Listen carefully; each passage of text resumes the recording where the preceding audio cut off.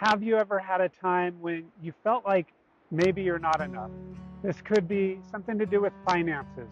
It could be to do with relationship. Or it might be like you're about to perform in some way and you feel people watching you. Maybe you're about to give a speech or a presentation and just this overwhelming feeling of nerves comes over you and you get in your head and you're thinking about yourself and you know you shouldn't be, but that is happening. It could be anything that you're having an issue with and you're frustrated in any way. So let me tell you a little story as we walk, and this will demonstrate. I have recently had a relationship challenge.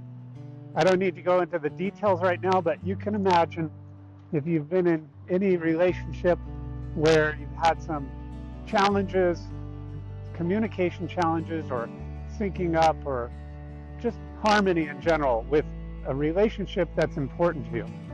I've had something like that happen, and every time I thought about it, I would feel really, really distressed and not clear on what was going on. Like, why was I really still struggling with this? I thought I'd done the work and got clear of it with my limiting beliefs and my sense of identity, but it was still gnawing at me. Then I learned this technique from Chase. What it is you simply ask a question when you get really into that space of frustration. And that's the first key, is you really allow yourself to dwell for a moment on the pain. And we often want to get away from the pain. We don't want to feel the pain. But in this case, it helps to feel the pain for just a little moment so that you can actually work through it and have a deep sense of change. That's not to say that it's going to be fixed and healed in some way forever. You may need to continue to revisit this in this same way. So, first step, you think about that issue, you think about that challenge, you think about that problem, and you allow yourself to really go there and feel it. So in my case, this relationship problem, I really allowed myself to actually relive it, not just think about it, but really see through my own eyes and hear what I was hearing when I was having one of these challenges.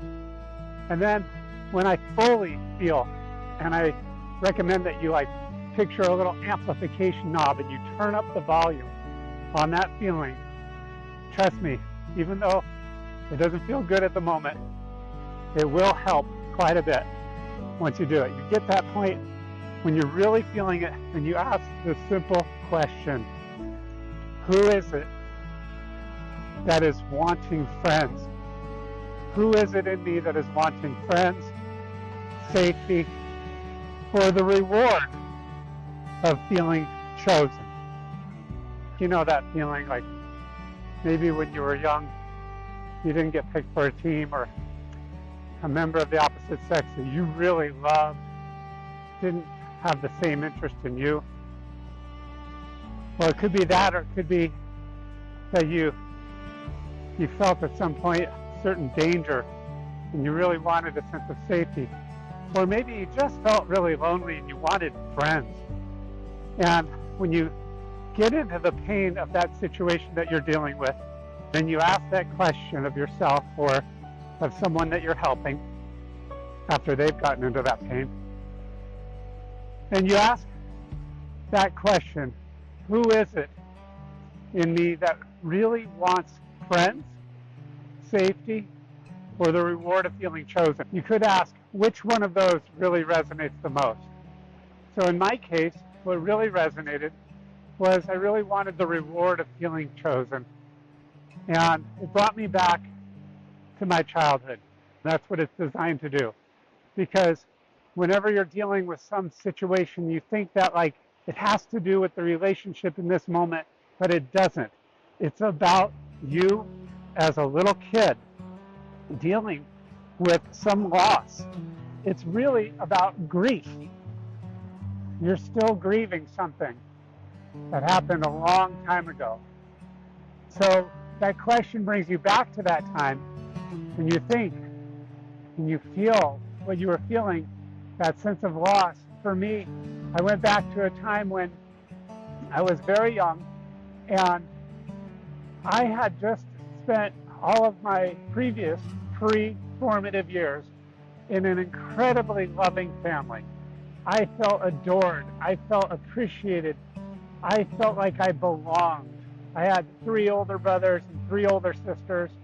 So the 9 of us had this really strong clan feeling. I just felt so loved, and I'm grateful for that. And then I hit my formative years. I went to that level of school where kids can be a little more cruel, and there's a little bit more jockeying going on. I remember not being picked for the dodgeball team several times. I remember not getting selected for other sports teams. And I remember really liking a girl, writing a little Valentine, drawing up a card where I made this little poem that had this silly rhyme about how I liked her more than Coca-Cola. It didn't really do anything. She didn't have that same interest in me.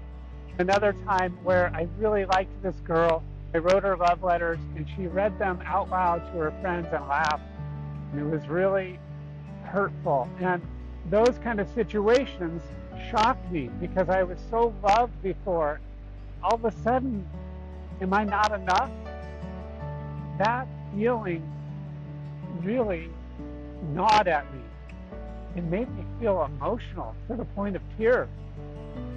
That's what this process is designed to do. You ask that question, who is it inside of me that really wants friends or safety or the reward of feeling chosen? And then you just sit with that.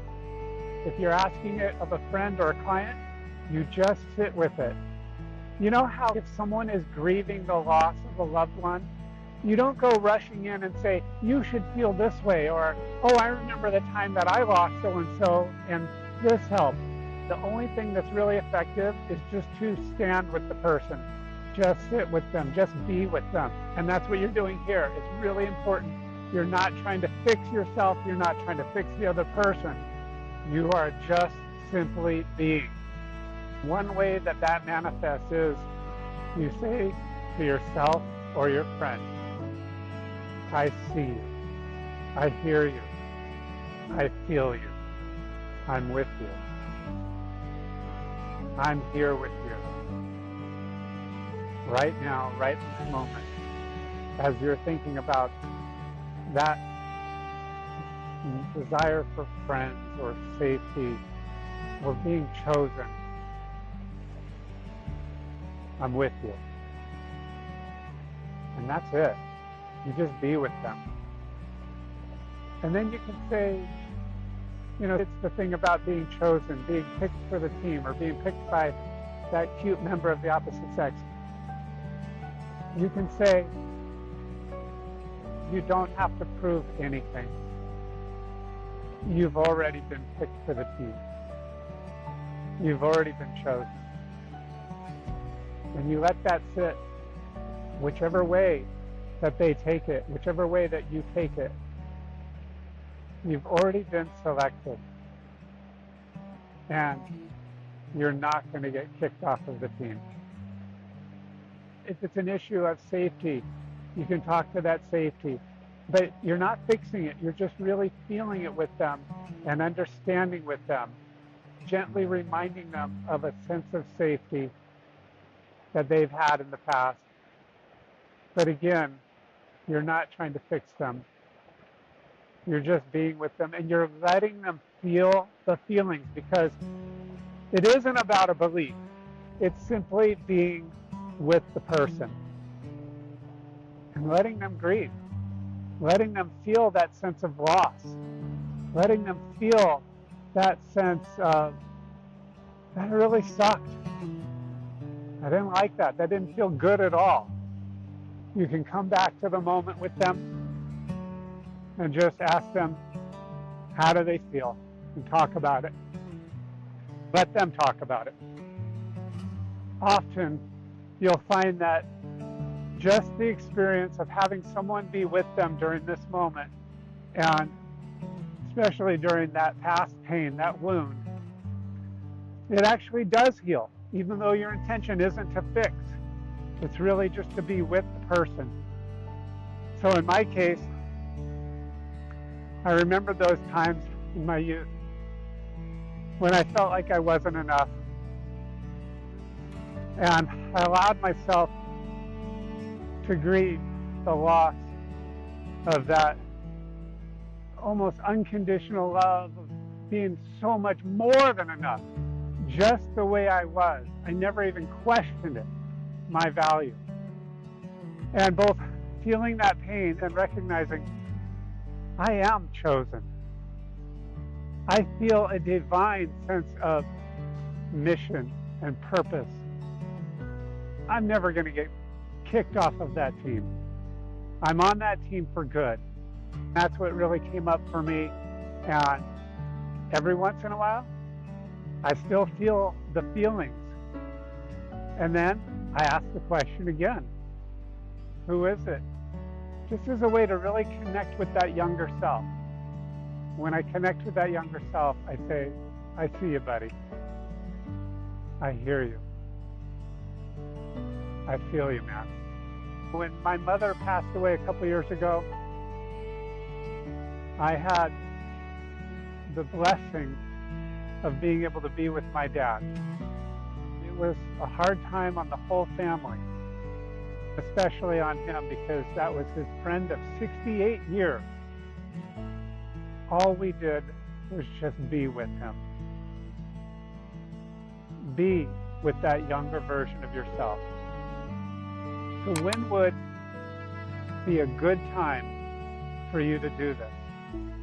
When would be a great time for you to overcome that feeling of not being enough, or feeling unsafe, or feeling lonely? How about right now?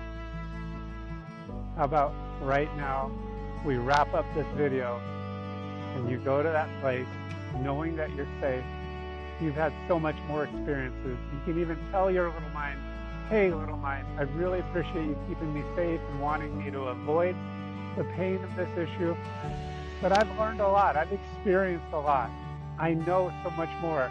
And I know that you're there to protect me. I'm going to honor that directive of self-protection. And I'm going to add all this wisdom to it. So right now, go ahead and sit with that question. Go to that place. Really bring it up. Allow yourself to swim in the pain for a moment. And then ask that question. It's, who is it in me that is really wanting to have friends, safety, or the reward of feeling chosen? Let that sit and say, I see you. I hear you. I feel you. Talk to you soon.